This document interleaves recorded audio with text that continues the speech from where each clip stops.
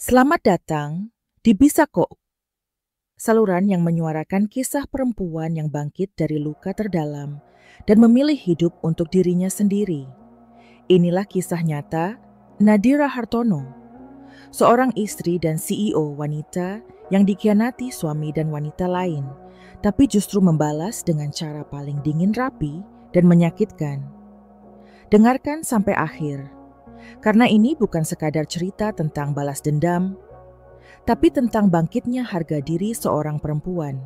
Mari kita mulai perjalanan penuh makna ini bersama. Selamat menikmati kisah-kisah yang kami sajikan di pinggir kota, semua humir di bawah sinar matahari.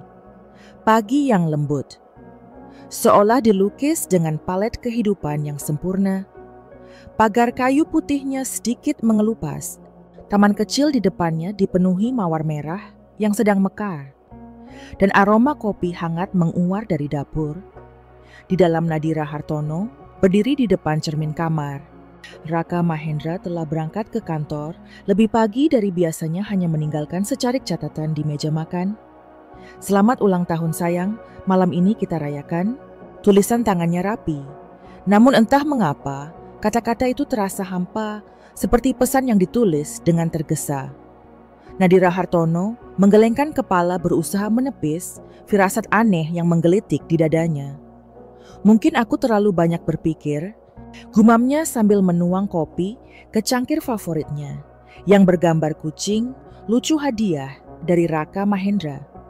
2 tahun lalu, ia duduk di sofa menyalakan televisi dan mencoba menikmati pagi yang seharusnya penuh kebahagiaan. Namun pikirannya terus kembali ke Raka Mahendra. Beberapa minggu terakhir, Raka Mahendra sering pulang larut, mengaku lembur di kantor. Ponselnya selalu terkunci, dan kadang-kadang Nadira Hartono mendengarnya berbisik di telepon saat ia mengira Nadira Hartono sudah tertidur. Nadira Hartono bukanlah istri yang posesif. Uang lembiu ane kwitansi itu atas nama toko roti bunga. Mereka tidak pernah membicarakan tentang toko roti. Dan Raka Mahendra bukan tipe yang gemar memasak. Apalagi membuat kue. Nadira Hartono memandangi kwitansi itu yang kini terlipat rapi di tangannya. Mungkin ini untuk kejutan ulang tahunku, katanya pada diri sendiri, mencari alasan yang masuk akal. Namun hati kecilnya berbisik, jika ini kejutan, mengapa ia tidak pernah menyebutnya? Ia menghela nafas panjang, menyimpan kwitansi itu di dompetnya, dan memutuskan untuk tidak memikirkannya. Sekarang, hari ini adalah ulang tahunnya, dan ia berhak untuk merasa bahagia. Sepanjang hari Nadira Hartono sibuk mempersiapkan diri untuk malam itu. Ia memilih gaun merah sederhana yang selalu dipuji Raka Mahendra, dan bahkan menyempatkan diri ke salon untuk memanjakan diri. Namun setiap kali ia mencoba fokus pada kebahagiaan bayang-bayang kwitansi, itu kembali menghantuinya. Ia mulai teringat hal-hal kecil lainnya. Cara Raka Mahendra buru-buru mengganti topik saat ditanya tentang pekerjaannya, atau bagaimana ia sering memeriksa ponselnya dengan ekspresi tegang. Apakah ia hanya paranoid? Atau ada sesuatu yang disembunyikan? Raka Mahendra sore, menjelang sebuah pesan dari Raka Mahendra, masuk ke ponsel Nadira Hartono. Nadira Hartono menatap layar ponsel, merasakan sedikit kekecewaan. Ia berharap Raka Mahendra akan pulang lebih awal. Mungkin membawa bunga atau kue seperti biasanya. Namun ia mengangguk pada dirinya sendiri, berusaha tetap optimis. Ini hanya hari yang sibuk baginya. Pikirnya tepat pukul 7, Nadira Hartono tiba di restoran favorit mereka. Sebuah tempat kecil dengan lampu-lampu gantung yang hangat dan aroma pasta yang menggoda. Ia memesan meja di sudut tempat mereka biasa duduk dan menunggu pukul 7:15 Raka Mahendra. Belum muncul. Nadira Hartono mengirim pesan namun tidak ada balasan. Pukul 7:30, ia mulai merasa canggung, tersenyum kaku pada pelayan yang sesekali meliriknya. Akhirnya pukul 8, Raka Mahendra masuk dengan langkah tergesa. Kemejanya sedikit kusut dan rambutnya agak berantakan. "Maaf sayang," katanya sambil mencium pipi. "Nadira Hartono, ada urusan mendadak di kantor." Nadira Hartono tersenyum, namun hatinya terasa berat. "Urusan apa?" tanyanya, berusaha terdengar santai. "Oh, cuma meeting dengan klien," baru jawab. Raka Mahendra cepat, lalu buru-buru mengalihkan perhatian ke menu. "Kamu mau pesan apa? Aku lapar banget." Malam itu, mereka makan tertawa dan berbincang seperti biasa. Raka Mahendra bahkan memberikan hadiah ulang tahun, sebuah kalung perak dengan liontin berbentuk hati. Namun di balik senyum Nadira Hartono ada sesuatu yang retak. "Mahfub requirements." Terus oleh Raka Mahendra memegang ponselnya. Bagaimana matanya sesekali melirik layar saat Nadira Hartono sedang berbicara. Dan ketika Raka Mahendra ke kamar mandi, Nadira Hartono tidak bisa menahan diri. Ia mengambil ponsel Raka Mahendra yang ditinggalkan di meja dan mencoba membukanya. Yamsai mengontakkan ponselku itu kembali. Tangannya gemetar. Ketika Raka Mahendra kembali, Nadira Hartono berpura-pura tidak terjadi apa-apa. Namun pikirannya sudah dipenuhi pertanyaan. Apa yang disembunyikan Raka Mahendra? Dan mengapa toko roti itu terasa seperti kunci dari semua rahasia ini? Saat mereka pulang malam itu, Raka Mahendra tertidur di samping Nadira Hartono. Napasnya teratur, namun Nadira Hartono tidak bisa tidur. Ia memandangi langit-langit kamar, memikirkan kwitansi, itu ponsel yang terkunci, dan semua tanda-tanda kecil yang selama ini dia abaikannya. Ia tahu ada sesuatu yang salah, dan ia berjanji pada dirinya sendiri untuk mencari tahu apa itu. Omyas hanya kunci kesbujiaan yang telah dibangunnya jasa selama ini hancur begitu saja. Di luar bulan purnama bersinar terang seolah menertawakan ketidaktahuannya yang baru saja tersadar bahwa dunia kecilnya sedang goyah. Nadira Hartono menutup mata. Langit pagi itu diselimuti awan kelabu, seolah mencerminkan gejolak yang mulai mengendap di hati Nadira Hartono. Di dapur rumah kecil, mereka aroma kopi masih menguar, tapi suasana yang biasanya hangat kini terasa dingin. Nadira Hartono duduk di meja makan, memandangi cangkirnya yang sudah kosong. Sementara pikirannya terus berputar pada malam ulang tahunnya. Kwitansi, toko roti, bunga ponsel Raka Mahendra yang terkunci, dan jawabannya yang terburu-buru tentang klien baru. Semua itu seperti potongan puzzle yang belum menemukan tempatnya. Raka Mahendra masuk ke dapur, kemejanya sudah rapi. Dasinya terikat sempurna. "Pagi sayang," sapanya sambil mencium kening Nadira Hartono. Suaranya terdengar ceria, tapi ada ketegangan di sudut matanya yang tidak luput dari perhatian Nadira Hartono. Ia mengangguk tersenyum tipis dan memperhatikan setiap gerakan Raka Mahendra. Cara ia buru-buru menuang kopi, cara ia menghindari kontak mata lebih lama dari biasanya, semua terasa salah. "Kamu hari ini sibuk?" tanya Nadira Hartono. Suaranya dibuat santai, meski jantungnya berdegup kencang. Raka Mahendra meneguk kopinya, lalu mengangguk. "Erinda ya sewana presentation pesting. Mungkin aku pulang agak malam lagi." Ia meletakkan cangkirnya di wastafel mencium pipi Nadira Hartono dan bergegas keluar. Pintu depan tertutup dengan bunyi pelan meninggalkan Nadira Hartono dalam keheningan yang menusuk. Nadira Hartono tidak langsung bergerak. Ia duduk diam memandangi meja makan, tempat catatan ulang tahun. Raka Mahendra masih tergeletak. Ada sesuatu dalam dirinya yang menolak untuk mempercayai bahwa ini semua hanya paranoia. Ia bangkit mengambil dompetnya dan menarik kwitansi dari toko bahan kue itu. Tangannya sedikit gemetar saat membaca kembali detailnya. Tepung terigu, 50 kilon gula pasir, 30 kilo coklat batangan, dan lusinan bahan lain yang tidak masuk akal untuk kebutuhan rumah tangga. Nama toko roti bunga tercetak jelas di bagian atas bersama alamat di kawasan yang tidak terlalu jauh dari rumah mereka. Ostos for yang membaksudnya and Shenanastawachani. Raka Mahendra gumam Nadira Hartono. Nadanya bercampur antara kemarahan dan kebingungan. Ia menyimpan kwitansi itu kembali, lalu berjalan ke kamar kerja Raka Mahendra.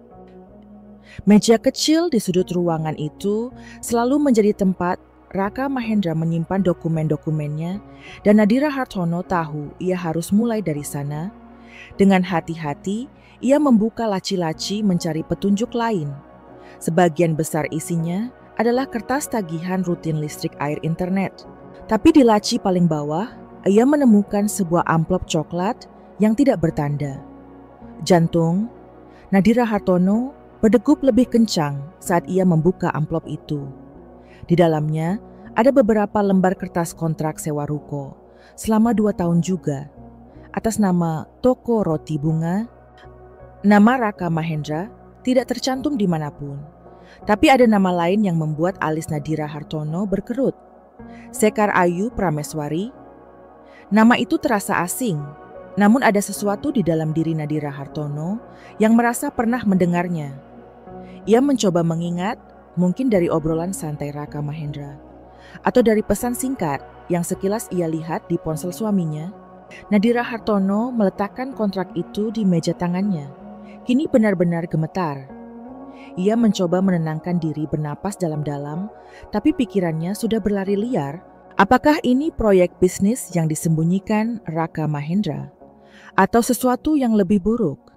Ia kembali ke sofa, ruang tamu, membuka laptop, dan mulai mencari informasi tentang toko roti bunga. Tidak banyak yang muncul, hanya sebuah akun media sosial yang baru dibuat dengan beberapa foto perkembangan pembangunan ruko. Salah satu foto menunjukkan tumpukan bahan kue yang mirip dengan kwitansi yang ditemukannya. Dan di sudut foto ada seseorang yang wajahnya tidak terlihat jelas, tapi pakaiannya Nadira Hartono. Yakin itu jaket biru favorit Raka Mahendra malam itu. Saat Raka Mahendra pulang, Nadira Hartono sudah menyiapkan makan malam seperti biasa. Ayam panggang kentang, tumbuk, dan salad menu favorit Raka Mahendra. Tapi di balik senyumnya yang hangat, Nadira Hartono sedang mengamati Raka Mahendra. Tampak lelah, tapi ada kilau aneh di matanya, seperti seseorang yang menyimpan rahasia besar. Saat mereka duduk di meja makan, Nadira Hartono memutuskan untuk menggali sedikit. "Ben, kamu pernah dengar tentang toko roti bunga?" Tanyanya, suaranya dibuat polos, seolah hanya ingin mengobrol ringan. Raka Mahendra membekuk sejenak. Garpu di tangannya berhenti di udara. "Toko roti bunga," ulangnya lalu tertawa kecil. "Oh, itu cuma proyek kecil teman kantor. Kayaknya belanja bahan kuenya banyak banget." Wajah Raka Mahendra berubah hanya sepersekian detik, tapi Nadira Hartono menangkapnya. Ekspresi panik yang cepat disembunyikan. "Oh itu? Iya, mungkin salah simpan. Itu bukan punya aku. Kok mungkin punya teman yang nitip?" Ia buru-buru mengalihkan pembicaraan, bertanya tentang rencana akhir pekan. Tapi Nadira Hartono tahu ia sedang berbohong. Setelah makan malam, saat Raka Mahendra mandi, Nadira Hartono kembali ke ponselnya. Ia membuka aplikasi perpesanan, mencari nama Sekar Ayu di riwayat obrolan mereka. Tidak ada yang mencurigakan, tapi ia ingat sesuatu. Beberapa minggu lalu, Raka Mahendra pernah menyebut nama Sekar Ayu sebagai rekan bisnis saat ia pulang larut. Pikirannya kacau. Bagian dirinya yang masih mencintai Raka Mahendra ingin percaya bahwa ini semua hanyalah kesalahpahaman. Mungkin Raka Mahendra benar-benar hanya membantu teman, atau ini adalah proyek sampingan yang ingin ia jadikan kejutan. Tapi bagian lain dari dirinya yang lebih keras, yang lebih curiga, berbisik bahwa ada sesuatu yang jauh lebih gelap di balik semua ini.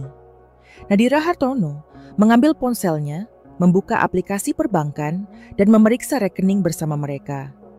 Saldo masih aman, Tapi ia memperhatikan beberapa transaksi kecil yang tidak biasa, pembayaran ke toko, bahan bangunan transfer ke rekening yang tidak dikenalnya. Jumlahnya tidak besar tapi cukup untuk membuat alisnya berkerut. Ia menutup aplikasi itu, hatinya kini dipenuhi tekad. Besok ia akan mulai mencari tahu lebih banyak. Jika Raka Mahendra menyimpan rahasia, ia akan mengungkapnya apapun konsekuensinya. Di luar hujan mulai turun menciptakan ritme pelan di atap rumah. Nadira Hartono menarik selimut, tapi matanya tetap terbuka menatap kegelapan. Benih kecurigaan telah ditanam dan ia tahu itu akan tumbuh, entah menjadi pohon kebenaran yang membebaskan atau duri yang menghancurkan segalanya. Tumpukan piring kotor dari sarapan masih tergeletak di wastafel dan cangkir kopi yang ditinggalkan Raka Mahendra di meja makan menjadi pengingat akan pagi yang penuh ketegangan. Nadira Hartono duduk di sofa laptop di pangkuannya. Jari-jarinya bergerak cepat mencari informasi tentang toko roti bunga. Namun pencarian daring itu hanya menghasilkan akun media sosial yang sama dengan beberapa foto ruko yang masih dalam tahap pembangunan. Tidak ada petunjuk jelas tentang Sekar Ayu Prameswari atau bagaimana Raka Mahendranya terlibat dalam proyek ini. Nadira Hartono menutup laptop dengan kasar, napasnya tersengal. Kecurigaannya kini bercampur dengan rasa frustrasi yang membakar. Ia tidak bisa lagi duduk diam menunggu jawaban jatuh dari langit. Ia harus bertindak. Dengan tekad yang mulai mengeras, Nadira Hartono mengambil kunci mobilnya, dompet, dan kwitansi yang menjadi sumber kegelisahannya. Alamat toko roti bunga yang tercantum di kwitansi itu tidak terlalu jauh, hanya sekitar 20 menit berkendara. Ia memutuskan untuk pergi ke sana untuk melihat sendiri apa yang sedang terjadi. Perjalanan menuju alamat itu terasa seperti perjalanan menuju tepi jurang. Jalanan kota yang biasanya ramai terasa hening, hanya diisi oleh dentuman jantung Nadira Hartono dan pikiran yang berputar liar. Ini apa yang akan memperlaku manifest? Tanyanya pada diri sendiri, tangannya mencengkeram kemudi lebih herat. Mungkin ini benar-benar hanya proyek bisnis? Mungkin aku salah. Tapi di sudut hatinya, ia tahu harapan itu rapuh, seperti kaca yang siap pecah. Saat mobilnya memasuki kawasan yang dituju, Nadira Hartono melihat deretan ruko-ruko baru dengan pelang yang masih kosong. Di salah satu sudut, ia menemukan ruko dengan papan nama, sementara bertuliskan toko roti bunga, segera dibuka. Jantungnya berdegup kencang saat ia memarkir mobil di seberang jalan. Cukup jauh untuk tidak mencolok, tapi cukup dekat untuk mengamati ruko. Itu masih dalam tahap renovasi, tumpukan kayu dan karung semen berserakan di depan, dan beberapa pekerja sibuk memasang kaca jendela. Nadira Hartono mematikan mesin mobil, matanya terpaku pada pintu masuk ruko. Ia tidak tahu apa yang diharapkannya. Mungkin melihat Raka Mahendra muncul dengan penjelasan yang masuk akal, atau setidaknya sesuatu yang bisa menenangkan pikirannya. Tapi yang terjadi justru jauh lebih buruk. Dari dalam ruko, seorang wanita keluar mengenakan blazer biru tua dan rok pensil yang rapi. Rambutnya terikat tinggi dan Antio tersenyum lebar saat berbicara dengan seorang pekerja. Nadira Hartono tidak bisa melihat wajahnya dengan jelas, tapi ada sesuatu dalam gerak-geriknya yang terasa intim, seolah ia sangat nyaman di tempat itu.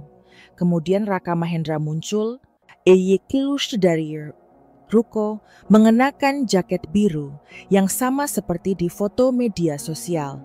Ia tertawa, tangannya menyentuh lengan wanita itu dengan santai, dan mereka berjalan bersama menuju sebuah mobil yang diparkir di dekat ruko. Nadira Hartono merasa dunia di sekitarnya hening seketika. Napasnya tersendat, tangannya mencengkram dashboard mobil, hingga buku-buku jarinya memutih. Ia ingin berteriak, ingin melompat keluar dan menuntut penjelasan, tapi tubuhnya seperti membeku. Wanita itu yang Nadira Hartono yakin adalah Sekar Ayu tertawa lagi, kepalanya miring ke arah Raka Mahendra dengan cara yang terlalu akrab. Mereka dalam suatu mobil bersemangat dan satu mobil melaju menjauh. Nadira Hartono merasa hatinya terkoyak. Ini bukan lagi sekadar proyek bisnis, ini adalah pengkhianatan, dan setiap tawa, setiap sentuhan adalah pisau yang menusuk lebih dalam. Nadira Hartono tidak tahu berapa lama ia duduk di mobilnya, menatap ruko yang kini kosong. Air matanya mengalir tanpa suara, tapi kemarahan di dadanya mulai menggantikan rasa sakit. Ia mengusap wajahnya dengan kasar, mencoba mengumpulkan sisa-sisa kekuatannya. Dan ia tendangnya membiarkan semuanya berakhir dengan tangisan. Jika Raka Mahendra berpikir ia bisa menyakitinya dan lolos begitu saja, ia salah besar. Malam itu saat Raka Mahendra pulang, Nadira Hartono sudah menyiapkan makan malam seperti biasa. Ia tersenyum mengobrol tentang hal-hal kecil dan berpura-pura semuanya baik-baik saja. Tapi di dalam ia sedang merancang. Setelah Raka Mahendra tertidur, Nadira Hartono kembali ke kamar kerjanya, membuka amplop coklat yang berisi kontrak sewa ruko. Ia membaca setiap baris dengan teliti, mencatat detail-detail penting. Kontrak itu menyebutkan pembayaran bulanan yang cukup besar. Dan Nadira Hartono tahu uang itu pasti berasal dari tabungan mereka. Tabungan yang seharusnya untuk masa depan mereka. Ia membuka aplikasi perbankan, di ponselnya memeriksa rekening bersama mereka dengan lebih cermat. Nadira Hartono menutup ponselnya. Tangannya bergetar karena kemarahan. Ia tidak lagi merasa sedih, hanya marah. Marah pada Raka Mahendra, pada Sekar Ayu, dan pada dirinya sendiri, karena begitu lama buta. Tapi kemarahan itu membawa kejelasan. Ia tidak akan menjadi korban dalam cerita ini. Ia akan mengambil kendali. Di luar angin, malam bertiup kencang, mengguncang dahan-dahan pohon di Taman Nadira Hartono. Duduk di tepi ranjang memandangi Raka Mahendra yang tertidur tanpa beban. Pikirannya kini jernih seperti langit setelah badai. Ia tahu apa yang harus dilakukan. Besok ia akan mulai merancang balas dendamnya. Balas dendam yang akan membuat Raka Mahendra menyesal telah mengkhianatinya. Dan untuk Sekar Ayu, wanita yang berpikir bisa mencuri hidupnya, Nadira Hartono akan memastikan ia belajar bahwa ada harga yang harus dibayar untuk setiap kesalahan. Langit pagi itu cerah, tapi di dalam rumah kecil Nadira Hartono, suasana terasa kelam seperti malam tanpa bulan. Aroma kopi yang biasanya menghangatkan dapur, kini tak mampu menembus dinginnya hati Nadira Hartono. Ia duduk di meja makan, memandangi ponselnya dengan tatapan kosong. Namun pikirannya berputar cepat, seperti mesin yang baru dinyalakan. Setelah penemuan menyakitkan di ruko toko roti bunga kemarin, Nadira Hartono tidak lagi sama wanita yang dulu percaya pada cinta dan kepercayaan kini digantikan oleh seseorang yang dipenuhi tekad untuk membalas pengkhianatan. Raka Mahendra Unarastransen benar kantor. Seperti biasa dengan ciuman di kening dan senyum yang kini terasa seperti topeng. Jangan lupa makan siang sayang, katanya sebelum menutup pintu, suaranya penuh kelembutan yang pura-pura. Nadira Hartono hanya mengangguk tersenyum tipis, tapi begitu pintu tertutup, wajahnya mengeras. Ia tidak akan membiarkan kebohongan Raka Mahendra terus meracuni hidupnya. Hari ini adalah hari untuk bertindak. Nadira Hartono mengambil dompetnya dan menarik kwitansi serta kontrak sewa ruko yang ditemukannya di laci Raka Mahendra. Ia meletakkan dokumen-dokumen itu di meja di samping laptopnya yang sudah menyala. Langkah pertamanya adalah memahami sepenuhnya skala pengkhianatan Raka Mahendra. Overskape, aplikasi performansan memeriksa setiap transaksi dengan teliti. Matanya menyipit saat melihat angka-angka yang mengalir keluar dari rekening. Bersama mereka, transfer ke Sekar Ayu Prameswari, pembayaran ke kontraktor, dan tagihan kartu kredit untuk peralatan dapur, yang jelas-jelas bukan untuk rumah mereka. Totalnya sudah mencapai puluhan juta, dan itu hanya yang terdeteksi dalam beberapa bulan terakhir. Tapi air mata itu bukan lagi tanda kelemahan. Mereka adalah bahan bakar untuk rencananya. Nadira Hartono membuka laptop dan mulai mencari informasi tentang hak-haknya atas rekening bersama. En menemukan bahwa Ashmax Omar Alfamers Mkawisnia memiliki saham penuh untuk mengelola dana di rekening itu. Ide itu muncul seperti kilat. Jika Raka Mahendra bisa mengambil uang mereka tanpa izin, mengapa ia tidak bisa melakukan hal yang sama?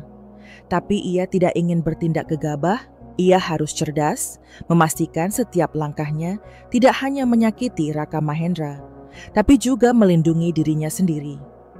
Langkah berikutnya adalah kartu kredit. Raka Mahendra Nadira. Hartono tahu Raka Mahendra menggunakan kartu kredit untuk sebagian besar pembayaran toko roti, termasuk tagihan kontraktor dan peralatan. Amyes Bengebung Songesh Bank berbicara dengan nada tenang, namun tegas, dan meminta informasi tentang kartu kredit yang terhubung dengan rekening mereka. Petugas bank dengan sopan menjelaskan bahwa ia bisa membekukan kartu itu jika ada aktivitas mencurigakan. Nadira Hartono tersenyum kecil di ujung telepon. Ya, saya pikir ada beberapa transaksi yang tidak saya kenali, katanya suaranya penuh kepastian. Setelah panggilan itu, Nadira Hartono merasa sedikit lebih ringan. Nadira Hartono ingin lebih. Ingin Raka Mahendra merasakan malu kehancuran, seperti yang ia rasakan saat melihatnya tertawa dengan Sekar Ayu di depan ruko. Malam itu, saat Raka Mahendra pulang, Nadira Hartono sudah menyiapkan makan malam seperti biasa. Ia memasak nasi goreng favorit Raka Mahendra dengan telur mata sapi yang sedikit renyah di pinggir persis seperti yang disukai suaminya. Tapi di balik senyumnya yang hangat, ia sedang mengamati mencari celah. Raka Mahendra tampak lelah, tapi ada kegugupan dalam gerak-geriknya. Chest string was perisenan ponselnya, mengetik cepat, lalu mengunci layar dengan tergesa. "Kamu baik-baik saja, Ben?" tanya Nadira Hartono. Suaranya dibuat lembut, seolah hanya ingin memastikan, tapi Nadira Hartono tidak tertipu. Ia tahu Raka Mahendra sedang menyembunyikan sesuatu, dan setiap kebohongan yang keluar dari mulutnya hanya memperkuat dekat Nadira Hartono. Setelah makan malam, saat Raka Mahendra mandi, Nadira Hartono kembali ke kamar kerja. Ia membuka laci meja Raka Mahendra, lagi kali ini dengan lebih berani. Di antara tumpukan kertas, ia menemukan buku catatan kecil yang tidak pernah ia lihat sebelumnya. Di dalamnya ada daftar pengeluaran untuk toko roti, biaya renovasi gaji pekerja, bahkan rencana pembelian oven industri. Di halaman terakhir, ada coretan tangan Raka Mahendra Sekar Ayu. Pastikan dekorasi selesai sebelum 15 Mei. Grand opening harus sempurna. Nadira Hartono menutup buku itu, tangannya bergetar. Tanggal 15 Mei hanya 3 minggu lagi. Itu berarti Raka Mahendra dan Sekar Ayu sedang berlomba menyelesaikan toko roti. Dan mereka jelas tidak mengharapkan Nadira Hartono mengetahuinya. Tapi sekarang ia tahu, dan ia tidak akan membiarkan grand opening itu terjadi tanpa konsekuensi. Nadira Hartono duduk di tepi ranjang memandangi Raka Mahendra yang sudah tertidur. Pikirannya kini jernih seperti pisau yang baru diasah. Ia akan menguras tabungan mereka, membekukan kartu kredit Raka Mahendra, dan memastikan proyek toko roti itu runtuh. Tapi yang terpenting, ia ingin Raka Mahendra dan Sekar Ayu merasakan malu di depan semua orang yang mereka coba buat kagum. Ia membayangkan momen ketika kontraktor menagih di depan umum, ketika kartu kredit Raka Mahendra ditolak, dan ketika Sekar Ayu menyadari bahwa mimpinya hancur karena kesalahan yang ia buat. Di luar malam terasa hening, hanya dipecah oleh suara jangkrik di Taman Nadira Hartono. Menarik selimut, tapi matanya tetap terbuka, menatap kegelapan. Rencana balas dendamnya kini seperti peta yang jelas di kepalanya, dan setiap langkah membawa kepuasan yang dingin. Angka itu yang dulu menjadi simbol keamanan dan impian masa depan, kini terasa seperti pengingat pengkhianatan Raka Mahendra. Nadira Hartono menatap layar itu Jari-jarinya menggantung di atas keyboard. Ragu hanya sejenak sebelum tekadnya mengeras. Hari ini, ia akan mengambil langkah pertama dalam rencana balas dendamnya. Menguras tabungan yang telah dicuri Raka Mahendra untuk toko roti Sekar Ayu, petugas itu, seorang wanita, dengan suara ramah mengonfirmasi bahwa Nadira Hartono bisa mentransfer dana kapan saja, asalkan ia memiliki kode otorisasi. Kode itu untungnya sudah lama. Ia ketahui Raka Mahendra tidak pernah cukup cerdas untuk menggantinya. Nadira Hartono menghela napas panjang, lalu mulai mengetik. Ia membuka formulir transfer daring, memasukkan nomor rekening pribadinya yang jarang digunakan, rekening yang ia buka bertahun-tahun lalu untuk tabungan pribadi jauh sebelum menikah dengan Raka Mahendra. Jumlah yang ia masukkan adalah hampir seluruh saldo rekening, bersama hanya menyisakan sedikit untuk menghindari kecurigaan segera dari pihak bank. Ia menahan napas saat menekan tombol kirim, lalu memasukkan kode otorisasi. Uang itu, uang yang seharusnya untuk masa depan mereka. Kini aman di tangannya, Raka Mahendra tidak akan tahu apa yang menimpannya sampai terlambat. Tapi ini baru langkah pertama. Langkah berikutnya adalah kartu kredit alat yang digunakan Raka Mahendra untuk membiayai renovasi toko roti dan peralatan mahal yang jelas. Bukan untuk rumah mereka.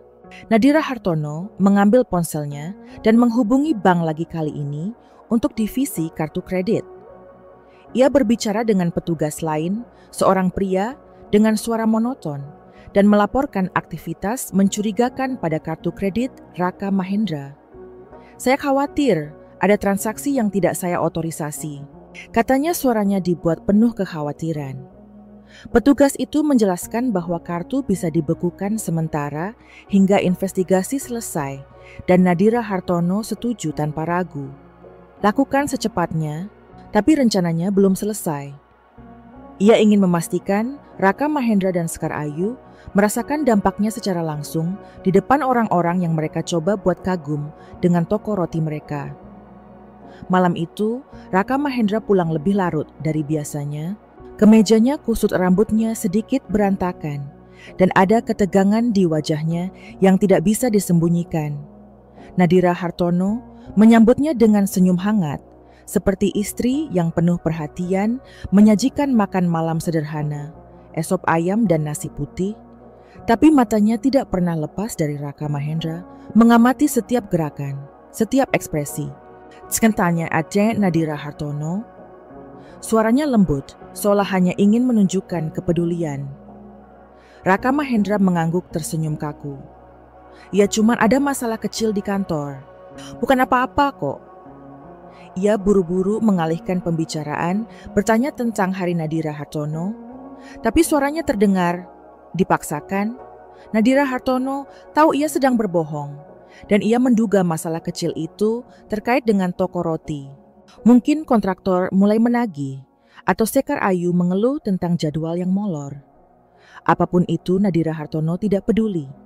Ia hanya ingin mempercepat kehancuran mereka. Ia mencatat nomor telepon kontraktor yang tercantum di kontrak sewa ruko, berencana untuk menghubungi mereka secara anonim dan memastikan mereka menagih pembayaran di waktu yang paling memalukan. Nadira Hartono juga mulai mencari tahu lebih banyak tentang Sekar Ayu. Ia membuka akun media sosial toko roti bunga lagi kali ini dengan lebih teliti. Ada beberapa komentar dari akun pribadi yang tampaknya milik Sekar Ayu. Foto-foto dirinya di kafe di pantai selalu dengan senyum lebar dan pakaian yang modis. Nadira Hartono merasa perutnya mual. Tapi ia terus menggali mencatat setiap detail yang bisa digunakan nanti. Ia memayangkan momen ketika Raka Mahendra menyadari tabungannya hilang, ketika kartu kreditnya ditolak di depan kontraktor, ketika Sekar Ayu menatapnya dengan kekecewaan. Dan di atas semua itu, ia membayangkan dirinya berdiri tegak tersenyum sebagai wanita yang tidak lagi bisa disakiti. Di luar angin malam, bertiup pelan menggoyang daun-daun di taman. Nadira Hartono menarik selimut. Tapi matanya tetap terbuka, menatap kegelapan. Rencana balas dendamnya kini berjalan seperti kereta yang tidak bisa dihentikan. Dan untuk pertama kalinya, dalam beberapa hari, ia merasa kuat. Bukan sebagai korban, tapi sebagai arsitek keadilan yang akan mengubah segalanya. Debu beterbangan di udara, bercampur dengan suara palu dan mesin bor dari pekerja yang sibuk merampungkan renovasi. Di tengah hiruk pikuk, itu ruko toko roti bunga berdiri dengan papan nama sementara, yang sedikit miring, seolah mencerminkan kekacauan yang akan segera meletus. Nadira Hartono duduk di dalam mobilnya, diparkir di seberang jalan tangannya, mencengkram kemudi dengan erat. Matanya tajam mengamati setiap gerakan di depan ruko, menunggu momen yang telah ia rencanakan dengan cermat. Seminggu telah berlalu sejak Nadira Hartono menguras tabungan bersama dan membekukan kartu kredit Raka Mahendra. Ia tahu efeknya akan segera terasa, tapi ia ingin melihatnya dengan mata kepala sendiri. Ia ingin menyaksikan Raka Mahendra terhuyung-huyung di bawah beban kebohongannya. Pagi ini, ia menerima pesan anonim dari nomor yang ia duga milik kontraktor yang ia hubungi. Beberapa hari lalu, dengan berpura-pura sebagai asisten proyek. Pesan itu, singkat pembayaran terakhir, harus dilunasi hari ini. Kami akan ke lokasi siang ini. Nadira Hartono tersenyum kecil saat membaca pesan itu. Panggung sudah disiapkan dan sekarang saatnya pertunjukan dimulai. Hanya absension Susimar ada stage dan menikmat kehancuran yang ia ciptakan. Tepat pukul 12, sebuah van putih berhenti di depan ruko. Dua pria kekar turun, salah satunya membawa map berisi dokumen. Mereka adalah kontraktor, dan dari bahasa tubuh, mereka langkah tegas wajah serius. Nadira Hartono tahu mereka tidak datang untuk berbasa-basi. Beberapa pekerja di lokasi berhenti sejenak melirik ke arah van. Tapi tidak ada tanda-tanda Raka Mahendra atau Sekar Ayu Nadira Hartono. Mulai gelisah, khawatir rencananya akan gagal. Tapi kemudian pintu ruko terbuka dan Raka Mahendra keluar diikuti oleh Sekar Ayu. Raka Mahendra mengenakan kemeja biru yang sedikit kusut. Rambutnya agak berantakan, tapi senyumnya masih dipaksakan. Sekar Ayu di sampingnya tampak seperti biasa. Blazer, rapi rok pensil, dan senyum lebar yang seolah tidak pernah pudar. Mereka berbicara dengan kontraktor, dan meski Nadira Hartono tidak bisa mendengar percakapan dari jarak ini, ia bisa melihat ketegangan mulai muncul.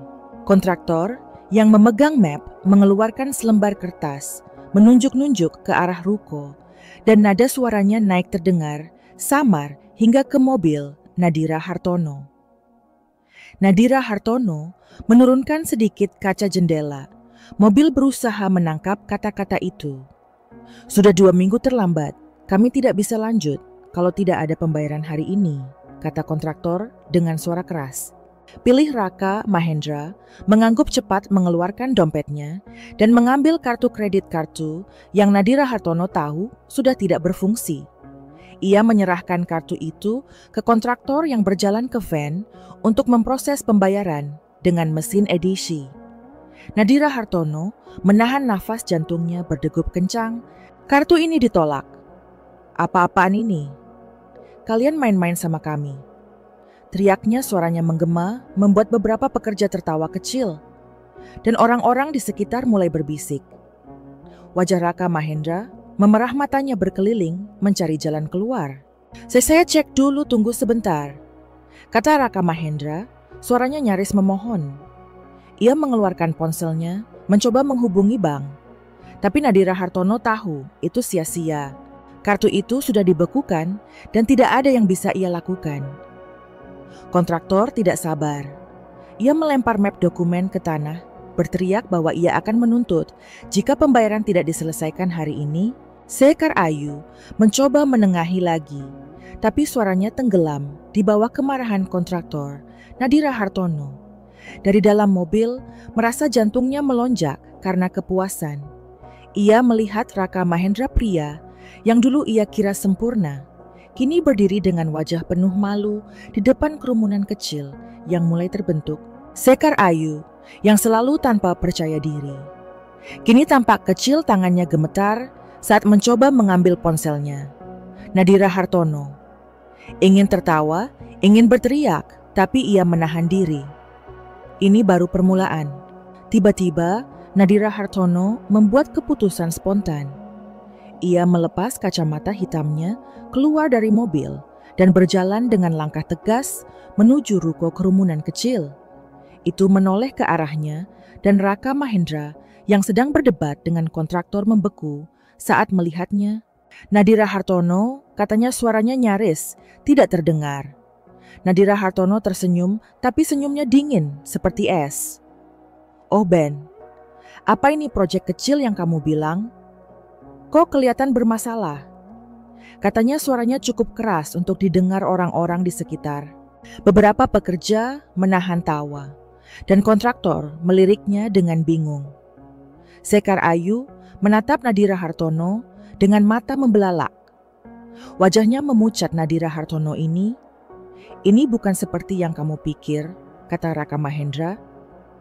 Berusaha mendekat, tapi Nadira Hartono mengangkat tangan menghentikannya. Nadira Hartono berbalik meninggalkan Raka Mahendra yang masih tergagap dan Sekar Ayu yang diam membisu. Ia kembali ke mobilnya. Jantungnya berdegup kencang tapi penuh kepuasan. Di dalam mobil, ia memandang ruko itu. Sekali lagi melihat Raka Mahendra berusaha menenangkan kontraktor. Sementara Sekar Ayu berdiri di samping wajahnya penuh kekalahan. Drama ini, pikir Nadira Hartono, hanyalah babak pertama. Dan ia belum selesai. Di luar matahari terus bersinar. Tapi bagi Raka Mahendra dan Sekar Ayu, dunia mereka mulai gelap. Nadira Hartono menyalakan mesin mobil tersenyum kecil dan melaju menjauh siap untuk langkah berikutnya. Dalam rencananya, hujan gerimis membasahi jalanan kota sore itu, menciptakan kilau lembut di trotoar dan suara ritmis di atap mobil Nadira Hartono. Di dalam mobil yang diparkir di dekat kafe kecil di pusat kota Nadira Hartono, duduk diam tangannya, memegang secangkir kopi takeaway yang sudah dingin. Matanya terpaku pada pintu masuk kafe. Tempat Sekar Ayu Prameswari baru saja masuk 5 menit lalu mengenakan mantel krem dan payung merah yang mencolok. Wajah Raka Mahendra memang mesra karena malu dan ekspresi panik. Sekar Ayu saat kontraktor berteriak masih terbayang jelas di pikirannya, membawa kepuasan yang dingin. Tapi itu belum cukup. Nadira Hartono ingin menghadapi Sekar Ayu. Secara langsung ingin melihat matanya, mendengar suaranya, dan memastikan wanita itu tahu bahwa ia telah melanggar batas yang salah. Konfrontasi ini bukan hanya untuk Sekar Ayu ini, untuk Nadira Hartono sendiri. Untuk merebut kembali kekuatan yang telah dirampas oleh pengkhianatan. Nadira Hartono keluar dari mobil, menarik napas dalam-dalam untuk menenangkan jantungnya yang berdegup kencang. Ia mengenakan jaket hitam sederhana dan topi baseball untuk menyamarkan dirinya sekilas, tapi ia tidak berniat bersembunyi. Ia ingin Sekar Ayu melihatnya, ingin wanita itu merasakan beratnya kehadirannya. Dengan langkah tegas, Nadira Hartono menyeberang jalan mendorong pintu kafe dan memasuki ruangan yang dipenuhi aroma kopi dan suara obrolan pelan. Kafe itu kecil dengan meja-meja kayu dan lampu gantung yang hangat. Sekar Ayu duduk di sudut dekat jendela, sendirian mengetik sesuatu di ponselnya dengan ekspresi serius. Nadira Hartono berjalan mendekat. Ia melepas tutup topinya membiarkan Sekar Ayu melihat wajahnya dengan jelas. Sekar Ayu membeku. Matanya membelalak sejenak sebelum ia memaksakan senyum. "Maaf, kita kenal?" Tanyanya, suaranya dibuat lembut, tapi ada ketegangan di sudut bibirnya. Nadira Hartono tersenyum tipis, senyum yang tidak mencapai matanya. "Oh, kita belum kenal, tapi aku kenal kamu. Aku Nadira Hartono, istri Raka Mahendra."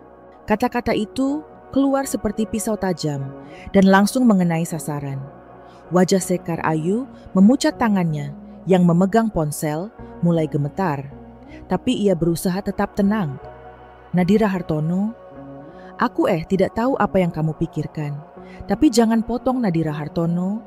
Aku tahu sebenarnya sang uang yang kalian pakai ungi uang keluargaku. Dan aku tahu tentang kamu dan Raka Mahendra. Ia mencondongkan tubuh ke depan matanya, menatap lurus ke mata. Sekar Ayu tidak memberi ruang untuk berkelit. Sekar Ayu menelan ludah matanya, berkeliling, mencari jalan keluar. Beberapa pengunjung kafe melirik ke arah mereka, merasakan ketegangan. Tapi Nadira Hartono tidak peduli. Ia ingin Sekar Ayu merasakan tekanan itu, ingin wanita itu tahu bahwa rahasianya sudah terbuka. "Sir Nadira Hartono," kata Sekar Ayu, akhirnya suaranya rendah, hampir memohon. "Ini bukan seperti yang kamu pikir. Toko roti itu cuma proyek bisnis Raka Mahendra. Cuma membantu aku." Membantu? Nadira Hartono memanfaatkan keheningan itu, mengeluarkan amplop kecil dari tasnya dan meletakkannya di meja. Di dalamnya adalah salinan kontrak sewaruko dan beberapa bukti transfer dari rekening bersama ke rekening Sekar Ayu. "Ini cuma sebagian dari yang aku punya," kata Nadira Hartono, "dan aku bisa pakai ini untuk lebih dari sekadar obrolan di kafe." Sekar Ayu menatap amplop itu, tangannya gemetar. "Apa yang kamu mau?" tanyanya, akhirnya suaranya nyaris berbisik. "Aku tidak mau masalah, Nadira Hartono, aku cuma ingin membuka toko roti. Itu impianku, impianmu." Nadira Hartono menggeleng kemarahan, di dadanya membakar. "Kamu pikir kamu bisa membangun impianmu dengan menghancurkan hidupku? Dengan mencuri suamiku?" Ia mencondongkan tubuh lebih dekat. Suaranya rendah tapi penuh ancaman. "Dengar baik-baik, Sekar Ayu, aku tahu segalanya. Dia yang bilang dia tidak bahagia, bahwa kalian punya masalah, aku cuma cukup," bentak Nadira Hartono. Suaranya cukup keras hingga beberapa pengunjung menoleh. Ia menarik nafas dalam-dalam, menenangkan diri. "Jangan coba membenarkan dirimu. Kamu tahu dia sudah menikah. Kamu tahu ada aku, tapi kamu tetap memilih untuk masuk ke hidupku. Itu pilihanmu. Dan sekarang tengku mustahab cepetnya." Nadira Hartono bangkit, mengambil amplop dan ponselnya, tapi sebelum pergi ia menatap Sekar Ayu. "Sekali lagi, jauhi suamiku, jauhi toko roti itu, karena kalau kamu tidak berhenti, aku akan pastikan semua orang tahu siapa kamu sebenarnya." Ia berbalik, meninggalkan Sekar Ayu yang duduk membisu, wajahnya penuh kekalahan. Di luar hujan semakin deras, membasahi jaket Nadira Hartono saat ia berjalan kembali ke mobil. Jantungnya masih berdegup kencang, tapi ada kelegaan yang mulai mengalir. Konfrontasi itu bukan hanya tentang Sekar Ayu, dan tentang Nadira Hartono, pun sambalnya handal dan atas hidupnya. Ia tahu Sekar Ayu adalah harapan menyerah begitu saja. Dan Raka Mahendra mungkin akan mencoba menyelamatkan mimpinya dengan Sekar Ayu. Tapi Nadira Hartono sudah siap. Ia telah mengambil tabungan mereka, membekukan kartu kredit. Dan sekarang ia telah menanam benih ketakutan di hati Sekar Ayu. Nadira Hartono masuk ke mobil, menyalakan mesin dan memandang kafe. Sekali lagi melalui kaca yang basah. Di dalam Sekar Ayu masih duduk di meja menatap kosong ke arah jendela. Nadira Hartono tersenyum kecil, sebuah senyum yang penuh tekad. Drama di ruko kemarin adalah pukulan pertama. Di dalam ruang makan, lampu gansung memancarkan cahaya kuning lembut. Tapi suasana di meja makan terasa dingin, seperti udara sebelum badai. Nadira Hartono duduk di ujung meja, memandangi piring makan malam yang belum disentuh. Sup krim jamur dan roti panggang menu yang biasanya disukai Raka Mahendra. Tapi malam ini, Raka Mahendra tidak menyentuh makanannya. Ia duduk dengan kepala tertunduk, tangannya menggenggam garpu, tanpa tujuan wajahnya pucat dan penuh ketegangan. Sejak drama di lokasi toko roti bunga dan konfrontasi Nadira Hartono dengan Sekar Ayu, Raka Mahendra telah berubah. Itu pelang sinar di selebar bumi awal dari biasanya, tapi tidak lagi dengan senyum atau candaan ringan.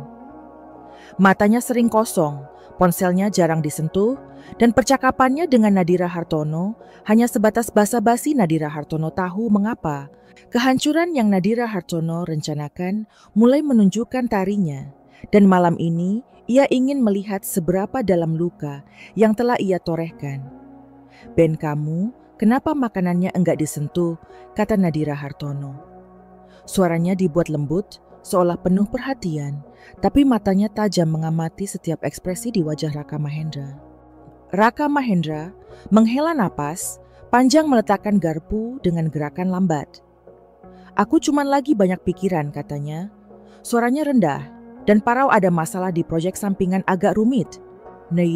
Nadira Hartono mengangguk menyembunyikan senyum kecil di balik cangkir tehnya. "Proyek sampingan. Maksudnya toko roti itu?" Tanyanya nada polosnya sengaja dibuat untuk mengorek lebih dalam. Wajah Raka Mahendra membeku sejenak, matanya melirik.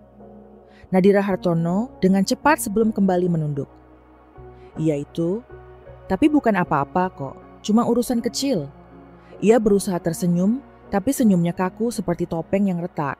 Nadira Hartono mencondongkan tubuh ke depan, tangannya bersedekap di meja kecil. "Aku dengar dari orang-orang di kawasan ruko, katanya kontraktor marah-marah gara-gara tagihan gak dibayar." "Ben, apa yang sebenarnya terjadi?" Suaranya tetap tenang, tapi ada nada menuntut yang membuat Raka Mahendra gelisah. Raka Mahendra menggosok wajahnya dengan kedua tangan.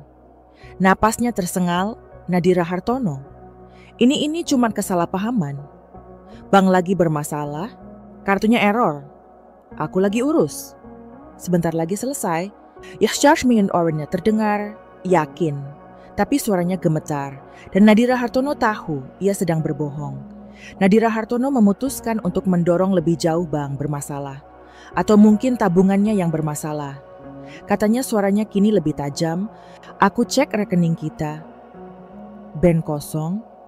Uang yang kita simpan bertahun-tahun tiba-tiba hilang. Kamu tahu dua apa soal ini?"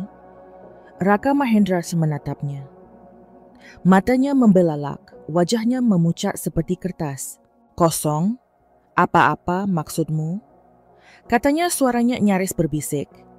Ia bangkit dari kursi, berjalan cepat ke kamar kerja, dan membuka laptopnya dengan tangan gemetar.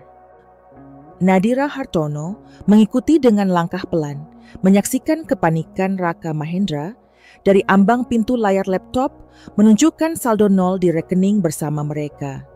Dan Raka Mahendra menutup wajahnya dengan tangan.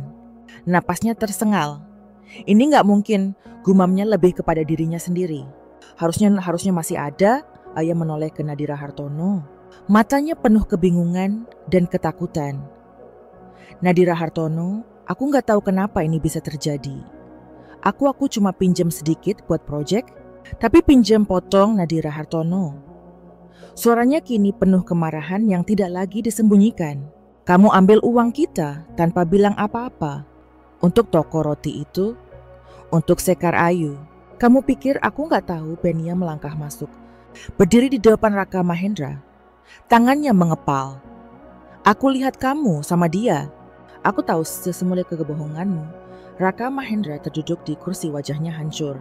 "Nadira Hartono, dengar aku," katanya, suaranya memohon. "Aku gak bermaksud nyakitin kamu. Sekar Ayu cuma teman bisnis. Toko roti itu cuma proyek. Aku pikir bisa bantu kita finansial. Jangan coba bohong lagi. Aku tahu Sekar Ayu bukan cuma teman bisnis. Aku tahu kamu pakai uang kita untuk bangun mimpinya. Bukan mimpi awak. Dan sekarang sejauh mana apa yang terjadi? Dan proyekmu gagal, kontraktor marah. Dan uang kira hilang, kamu puas?" Raka Mahendra menunduk, tidak mampu menjawab. Air mata mulai mengalir di wajahnya. Tapi Nadira Hartono tidak merasa kasihan. Dia hanya merasa kemarahan yang telah ia tahan selama berminggu-minggu akhirnya meledak. "Aku minta maaf," kata Raka Mahendra. Akhirnya suaranya pecah. "Aku salah, Nadira Hartono. Aku gak tahu kenapa aku ngelakuin ini. Aku Aku cuma pengen coba sesuatu yang baru. Tolong, kasih aku kesempatan buat benerin ini. Nadira Hartono menggeleng matanya dingin. Benerin? Kamu pikir minta maaf bisa balikin uang kita? Bisa balikin kepercayaanku? Ia melangkah mundur. Tangannya gemetar, tapi suaranya teguh. Kamu hancurin hidup kita. Dan sekarang kamu yang terparuh serta minggu akibatnya malam itu, Nadira Hartono tidur di kamar tamu pintu terkunci. Sementara Raka Mahendra tetap di kamar kerja, terisak dalam keheningan. Nadira Hartono tidak bisa tidur, tapi bukan karena kesedihan. Omya Meras Anquaris, seperti prajurit yang baru, memenangkan pertempuran. Ia tahu Raka Mahendra sedang hancur, tapi usini pebelsun wakir. Yun masih punya rencana untuk memastikan. Sekar Ayu, Karma juga merasakan kehancuran yang sama. Dan untuk memutuskan apa yang akan ia lakukan dengan pernikahannya, ia di luar hujan mulai turun, menciptakan ritme pelan di jendela. Nadira Hartono menatap langit-langit, pikirannya terjernih. Ia telah mengambil tabungan, membekukan kartu kredit, memperpalukan Sain Raka Mahendra di depan umum, dan menghadapi Sekar Ayu. Tapi pertanyaan besar masih menggantung. Kok apsakah karena memaafkan Raka Mahendra dan mencoba memperbaiki pernikahan mereka, atau apakah ia akan meninggalkannya untuk selamanya? Jawaban itu belum jelas. Tapi satu hal pasti, Nadira Hartono tidak lagi wanita yang bisa diinjak. Ia adalah api, dan siapapun yang menyakitinya akan terbakar. Cahaya pagi menyelinap melalui celah-celah tirai kamar tamu, menerangi wajah Nadira Hartono yang terjaga sepanjang malam. Ia duduk di tepi ranjang, memandangi dinding kosong yang terasa seperti cerminan kekosongan di hatinya. Hujan semalam telah redah, meninggalkan udara yang segar dan aroma tanah basah. Tapi di dalam rumah kecil itu, suasana tetap tegang. Seperti senar biola yang siap putus, konfrontasi dia dengan Raka Mahendra. Malam sebelumnya masih bergema di pikirannya, air mata Raka Mahendra, permintaan maafnya yang penuh keputusasaan, dan kemarahan Nadira Hartono yang meledak setelah berminggu-minggu tertahan. Tapi kini, setelah semua itu, Nadira Hartono dihadapkan pada pertanyaan yang lebih berat. Apa yang akan ia lakukan selanjutnya? Nadira Hartono bangkit berjalan pelan ke dapur dan membuat secangkir teh tanpa suara. Rumah terasa hening, hanya dipecah oleh suara jam dinding yang berdetak monoton. Raka Mahendra masih di kamar kerja, mungkin tertidur di kursi atau terus terjaga seperti Nadira Hartono terjebak dalam penyesalannya sendiri. Nadira Hartono tidak peduli. Ia tidak ingin melihat wajahnya.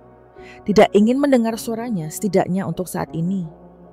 Pikirannya terlalu penuh dengan keputusan yang harus ia buat, keputusan yang akan menentukan masa depannya. Nadira Hartono duduk di meja makan, memandangi cangkir teh yang mengepul. Ia telah berhasil menghancurkan mimpi Raka Mahendra dan Sekar Ayu. Tabungan bersama telah ia amankan kartu kredit. Raka Mahendra, lumpuh kontraktor, telah menghentikan pekerjaan di toko roti bunga, dan Sekar Ayu kini tahu bahwa Nadira Hartono bukan wanita yang bisa dianggap remeh. Tapi kemenangan itu tidak terasa seperti yang ia bayangkan. Ada kepuasannya, tapi juga kekosongan, seperti prajurit yang memenangkan perang, tapi kehilangan rumahnya dalam proses itu. Ia mengambil ponselnya, membuka galeri foto, dan menggulir ke gambar-gambar lama. Ada foto dia dan Raka Mahendra di pantai tertawa di bawah matahari terbenam. Ada foto mereka di hari pernikahan, wajah mereka penuh harapan. Ada juga foto-foto kecil dari momen sehari-hari. Raka Mahendra membuat wajah konyol saat sarapan Nadira Hartono mencium pipinya di taman gambar-gambar itu. Seperti pisau mengingatkannya pada cinta yang dulu ia pikir akan abadi, tapi sekarang cinta itu telah tercemar oleh kebohongan, dan Nadira Hartono tidak yakin apakah ia memaafkan atau bahkan ingin mencoba. Pagi itu Nadira Hartono mendapat telepon dari sahabatnya Clara yang sudah lama tidak ia hubungi Clara dengan suaranya yang penuh semangat, mengajak Nadira Hartono untuk bertemu di kafe favorit mereka. "Kamu kayaknya butuh cerita. Di aku bisa dengar dari suaramu," kata Clara. Dan Nadira Hartono tidak bisa menolak. Ia membutuhkan seseorang untuk mendengar seseorang yang bisa membantu menjernihkan pikirannya. Di kafe dengan aroma kopi dan kue yang menggoda, Nadira Hartono menceritakan semuanya kepada Clara tentang kwitansi toko roti Sekar Ayu dan rencana balas dendamnya yang telah membuahkan hasil. Clara mendengarkan dengan mata membelalak, sesekali menggeleng tak percaya. "Kamu benar-benar warrior," dikatanya setengah kagum, setengah khawatir. "Tapi sekarang apa? Kamu sudah hancurin mimpinya. Raka Mahendra sudah bikin Sekar Ayu takut. Terus kamu mau apa? Tetap sama dia? Atau pergi?" Pertanyaan itu yang juga menghantui Nadira Hartono. Terasa lebih berat saat diucapkan oleh orang lain. Ia menyesap kopinya yang mencoba mencari jawaban. "Aku nggak tahu, Lil," katanya akhirnya. Suaranya rendah bagian diriku, masih sayang sama Raka Mahendra. Dia salah, tapi 8 tahun nggak gampang dilupain. Tapi bagian lain, aku nggak bisa percaya lagi. Setiap kali aku lihat dia, aku cuma ingat Sekar Ayu, toko roti, dan semua kebohongan itu. Clara mengangguk tangannya, memegang tangan Nadira Hartono dengan lembut. "Kamu nggak harus putusin sekarang, tapi kamu harus pikirin apa yang bikin kamu bahagia. Dia bukan cuma balas dendam, bukan cuma ngebuktiin kamu kuat. Kamu layak hidup yang nggak penuh drama kayak gini," kata-kata Clara. Seperti cermin memaksa Nadira Hartono melihat dirinya sendiri. Ia kuat ya, tapi kekuatannya telah ia gunakan untuk menghancurkan, bukan membangun. Apakah ia ingin terus hidup dalam kemarahan? Atau apakah ia ingin menemukan kedamaian, entah dengan atau tanpa Raka Mahendra? Pertanyaan itu terus bergema saat ia pulang ke rumah, menemukan Raka Mahendra duduk di sofa, ruang tamu, wajahnya kusut dan matanya merah. "Nadira Hartono," kata Raka Mahendra. Suaranya parah saat melihatnya masuk. "Kita perlu bicara." Nadira Hartono mengangguk duduk di kursi di seberangnya menjaga jarak bicara apa. Tanyanya suaranya datar. Raka Mahendra menunduk tangannya, menggosok-gosok lututnya, tanda nervous yang Nadira Hartono kenali. "Di aku pengen benerin semuanya." Nadira Hartono menatapnya mencari tanda-tanda kebohongan, tapi yang ia lihat hanya penyesalan. Tapi penyesalan itu tidak cukup untuk menghapus luka. "Ben, kamu pikir minta maaf bisa balikin apa yang udah kamu lakuin? Uang kita, kepercayaanku hidup kita," katanya suaranya mulai naik. "Kamu pilih Sekar. Ayu, kamu pilih toko roti. Itu daripada aku. Sekarang pas semuanya hancur, kamu minta aku balik." Amda Raka Mahendra tersetis menangis, air matanya terjatuh ke lantai. Tapi Nadira Hartono tidak bergerak. Ia merasa hatinya terbelah antara cinta yang masih tersisa dan kemarahan yang masih membara. "Aku kasih kamu waktu," katanya akhirnya. Suaranya dingin. "Aku gak janji apa-apa, Ben. Tapi kalau kamu mau, aku pertimbangin, buktikan." Bukan cuma kata-kata malam itu. Nadira Hartono kembali ke kamar tamu. Pikirannya masih kacau. Ia tahu keputusan ini tidak akan mudah. Tetap bersama Raka Mahendra berarti menghadapi bayang-bayang pengkhianatan setiap hari. Tapi meninggalkannya berarti melepaskan 8 tahun kenangan baik dan buruk. Di luar angin, bertiup pelan membawa aroma hujan yang masih tersisa. Nadira Hartono menutup mata, berusaha menemukan jawaban dalam kegelapan tahu bahwa apapun pilihannya, ia harus memilih untuk dirinya sendiri. Langit pagi itu cerah dengan awan putih, tipis yang bergerak pelan di cakrawala, seolah menandakan akhir dari badai yang telah mengguncang hidup Nadira Hartono selama berminggu-minggu. Di dalam rumah kecil yang dulu penuh kehangatan, kini terasa seperti museum kenangan, Setiap sudut menyimpan cerita cinta, pengkhianatan, dan pertempuran batin. Nadira Hartono berdiri di depan cermin kamar, memandangi wajahnya yang tampak lebih tua, lebih bijaksana, tapi juga lebih kuat. Hari ini adalah hari di mana ia akan membuat keputusan akhir tentang nasib pernikahannya dengan Raka Mahendra. Dan lebih penting lagi, tentang masa depannya sendiri. Seminggu telah berlalu sejak konfrontasi terakhir dengan Raka Mahendra. Ketika ia menangis, memohon kesempatan untuk memperbaiki segalanya. Nadira Hartono memberinya waktu bukan karena ia yakin Raka Mahendra bisa berubah, tapi karena ia membutuhkan waktu untuk mendengarkan hatinya sendiri. Ia telah menghabiskan hari-hari itu dengan merenung, berbicara dengan Clara, dan bahkan berkonsultasi dengan seorang konselor pernikahan yang direkomendasikan temannya. Konselor itu, seorang wanita parubaya, dengan suara tenang membantu Nadira Hartono melihat bahwa keputusan ini bukan hanya tentang Raka Mahendra atau Sekar Ayu ini, tentang apa yang Nadira Hartono inginkan untuk hidupnya.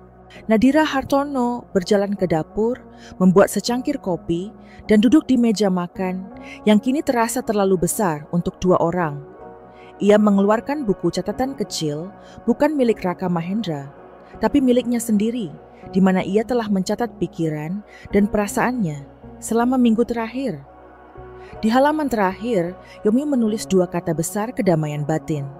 Amatulat yang ia featuring sebarang syibik dari balas dendam, lebih dari cinta yang telah retak. Tapi untuk sampai ke sana, ia harus membuat pilihan yang sulit. Raka Mahendra masuk ke dapur, langkahnya ragu. Wajahnya masih membawa bayang-bayang penyesalan. Petrus Ahsis Pukong dengan Suboan. Selama seminggu ini, pulang tepat waktu, membantu pekerjaan rumah, dan bahkan menghapus semua kontak Sekar Ayu dari ponselnya yang ia tunjukkan kepada Nadira Hartono sebagai tanda transparansi.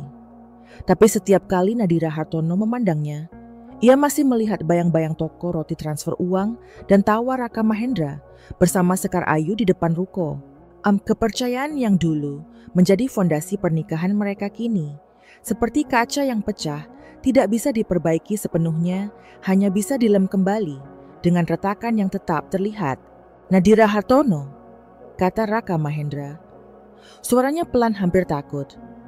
Bisa kita bicara? Nadira Hartono mengangguk menunjuk kursi di seberangnya.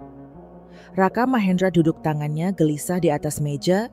Aku tahu, aku nggak bisa balikin waktu. Katanya, matanya tertunduk. Aku tahu, aku hancurin apa yang kita punya, tapi aku serius. Aku pengen kita coba lagi. Aku akan lakuin apa saja buat balikin kepercayaan kamu. Nadira Hartono menatapnya, mencari kebenaran di matanya. Tapi yang ia temukan adalah campuran penyesalan dan harapan yang rapuh. Ia menghela nafas, meletakkan cangkir kopinya. Ben, aku dengar apa yang kamu bilang. Dan aku lihat kamu berusaha, tapi aku gak bisa bohong. Setiap kali aku lihat kamu, aku ingat semua yang kamu lakuin. Aku gak tahu apakah aku bisa hidup dengan bayang-bayang itu. Raka Mahendra menunduk, air mata mulai menggenang di matanya. Tapi ia tidak berbicara. Nadira Hartono melanjutkan, suaranya teguh tapi tidak kejam. Aku gak benci kamu, Ben.